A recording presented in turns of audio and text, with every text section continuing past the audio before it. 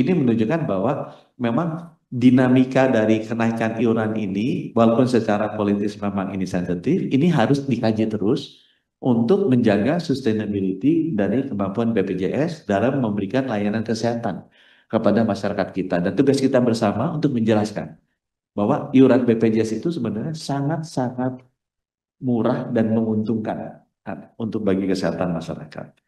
Nah, sekarang bagaimana caranya supaya sustainability itu bisa dijaga? Kita juga ingin agar sistem mekanisme iuran dari reimbursement-nya dibikin seefisien mungkin, kan?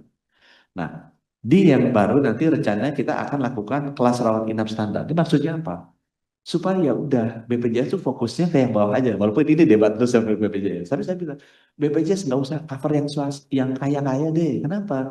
Karena yang kaya kelas 1 itu biarnya diambil swasta. Itu sebabnya tadi pagi kita tanda tangan sama OJK untuk combined benefit, udah di-approve juga oleh Komisi 11 POJK mengenai kombinasi swasta dan BPJS. Karena selama ini kan nggak bisa nyambung tuh coordination benefitnya. Biarin yang besar swasta aja ambil. Supaya BPJS bisa sustain, diambil yang level bawah, semuanya di cover sama. 280 juta rakyat Indonesia, dia kaya miskin, harusnya di cover. Kalau ada apa-apa, seperti itu.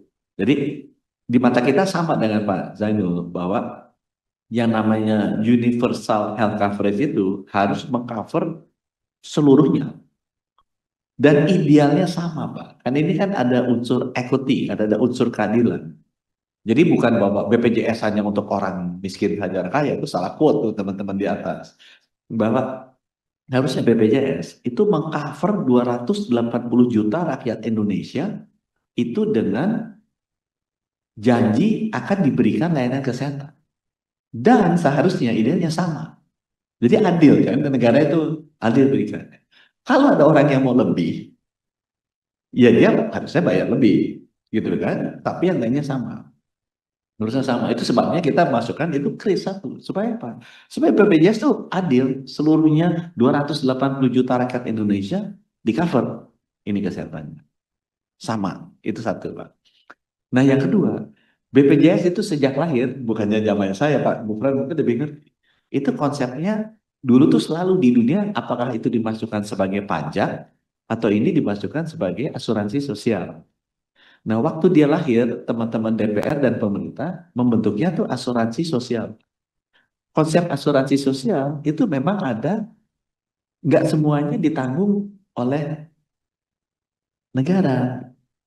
Ada yang orang kaya nanggung juga, karena kan Indonesia adalah apa konsepnya asuransi sosial.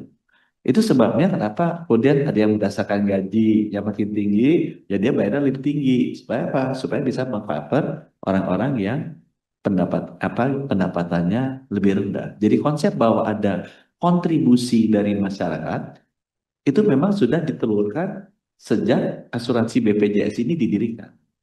Dia bukannya sifatnya seluruhnya dari negara. Atau seluruh uangnya BPJS, iurannya dari negara. Pak Ali Gufron itu ahlinya di waktu itu bikin pertama. Jadi ada konsep asuransi sosial. Jadi itu yang saya sampaikan. Pertama bahwa bukannya BPJS hanya untuk orang miskin saja, orang kaya enggak, itu salah. BPJS seperti Bapak, kita sama Pak, itu adalah universal health coverage. 280 juta harus dikasih, kita inginnya layanannya sama. Itu sebabnya kita tetapkan namanya KRIS, supaya adil, ekuitasnya ada. Nah, dari sisi pembiayaannya, jadi itu layanannya, dari sisi pembiayaannya, karena ini pada saat dibangun undang-undangnya sifatnya asuransi sosial, itu harus ada cross subsidi.